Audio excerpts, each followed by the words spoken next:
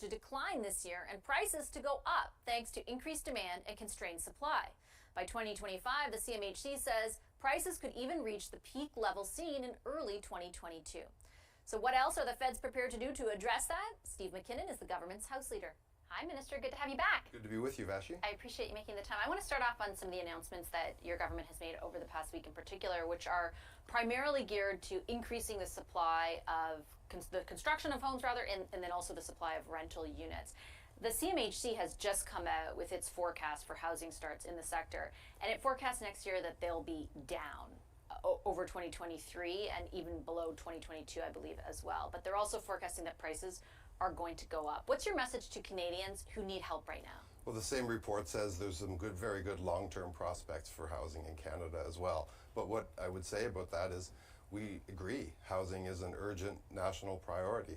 And that's why you've seen over the last couple of weeks, ministers and the Prime Minister go out around the country, work with cities, provinces, community groups, and others in terms of addressing this priority on a segment-by-segment basis, whether it's nonprofits, increasing the ability to build homes by improving infrastructure, by just increasing supply generally. That's what's going to get prices down. That's what's going to bring stability to the housing market. That's what's going to give our young people the possibility of home ownership. As you mentioned, though, that's in the long term. And I found it so interesting that you use the exact phrase, it's an urgent national priority, because last August, the Prime Minister intimated something very different, that in fact, he specifically said housing was not primarily a federal responsibility. It was primarily a provincial responsibility. Did you only recognize something different because your popularity slipped so acutely after that? Well, what the Prime Minister said is that the federal government will be there with the tools,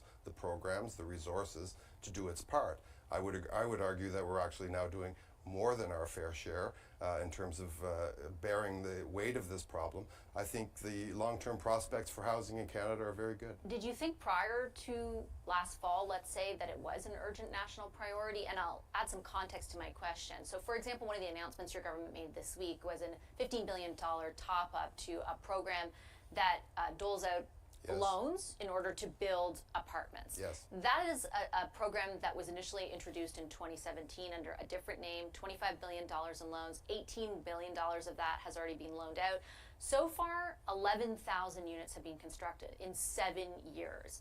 What about that record would give Canadians the impression you ever felt this was an urgent national priority? You know, builders in my riding tell me that those very programs are the ones that are making a difference between making a decision to put shovels in the ground now or shovels in the ground perhaps on a longer term basis and get those rental units built. And I think the CMHC report that you referred to talked about in most markets in Canada, rental housing and those rental units are going up more quickly, and that specific segment is growing.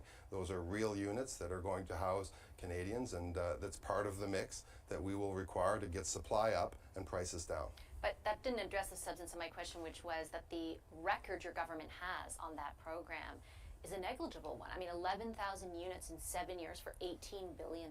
But these are loans, and that is one part of the mix. So those loans are repaid, and those with interest to Canadians and to the taxpayers. So anything that is able to be done to move the yardsticks for rental housing.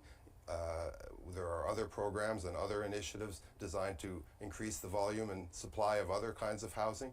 But I think any tool and lever that we can use right now to bring stability to this very thorny issue is, I think, a welcome one. And certainly, I'm not taking away from the point that like lots of stuff helps, but ultimately Canadians will need that stuff to be effective.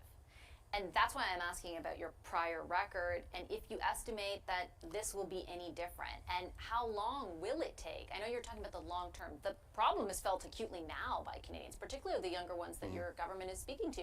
How long will it take for them to be able to afford a home? Well, let's talk about the evolution of this issue. 2015, standing stop. The federal government was essentially out of the housing business when we took over. A couple years in, we tabled the National Housing Strategy. Those programs are operating. They're investing in every province and every corner of this country in collaboration, it must be said, with provinces, with cities, with organizations.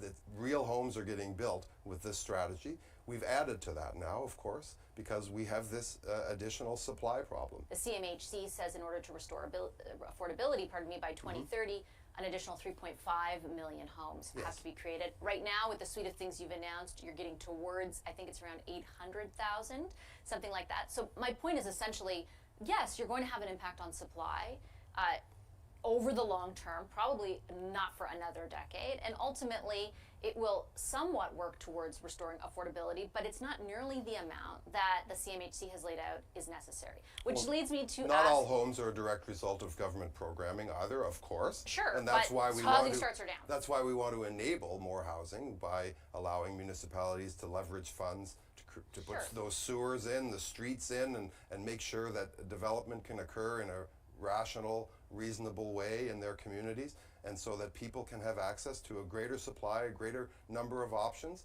so that our young people can have that aspiration to own a home. Is there any consideration about the shorter term and what other levers are available to you around immigration? You've done some stuff on the temporary streams. Have you ruled out anything else? Well, let's talk about immigration, because everywhere I go in my riding or across the country, I have business people, small business people, farmers, the hospitality sector, manufacturers, large and small. They need people. We have labor pressures in this country. We have labor shortages. So the government, quite properly, in conjunction with provinces, in conjunction with employers, put in a mix of tools that would allow them to supplement the number of temporary workers. We are now at a point where that has obviously become an issue in terms of the raw numbers of people who are in the country. So you've seen Canada Mr. Miller can't absorb it, is what the Prime Minister admitted this week. Well, you've seen Mr. Miller put in place now a reduction in the number in the temporary stream. of I'm those just simply temporary asking, have residents. you ruled out any other measures, for example, along the permanent stream? Well, the permanent stream, remember, are economic immigrants. They're judged on a point schedule.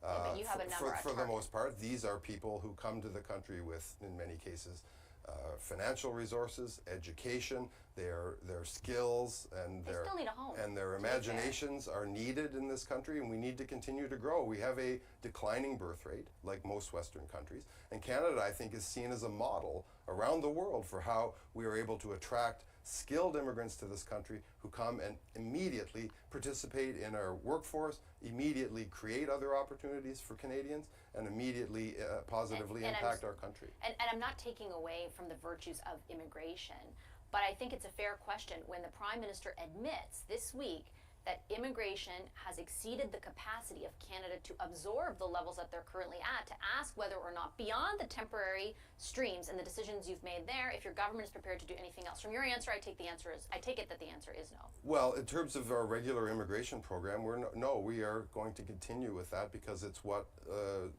demographers and others say is required in the long-term interest of paying the pensions and the health care and the things that Canadians value. I have just one quick final question, because I imagine I'll be asking a lot of questions about the way in which all of this will be paid for. I know $15 billion plus a little bit more is loans. $10 billion is new spending on top of a $40 billion deficit. Do you plan on introducing either a wealth tax or an excess wealth or excess profit tax? I'm going to let the finance minister announce the full budget on April 16th. I know she will be addressing all of the things that you and I regularly look you're forward. announcing the whole budget in advance of the budget, so I think it's fair to ask how much it's all going to cost. Are you going to raise taxes in order to pay for what you're promising? Oh, I think we've been very detailed about what these specific measures are going to cost, and yes, we've used these 2 weeks outside of Parliament to travel across the country, work with community groups, work with provinces, mayors, and others to make sure that they understand and they can contribute to our housing policies. But the budget remains the budget. It'll be announced on April 16th, and it will contain all of the fiscal measures and projections and other things that we've always looked for. So you can't say yes or no to taxes at this point? I'm going to let the finance minister talk about her own budget. I'll make sure I ask about that then. Thank you very much, Minister. I appreciate your time. Thank you, Vashi.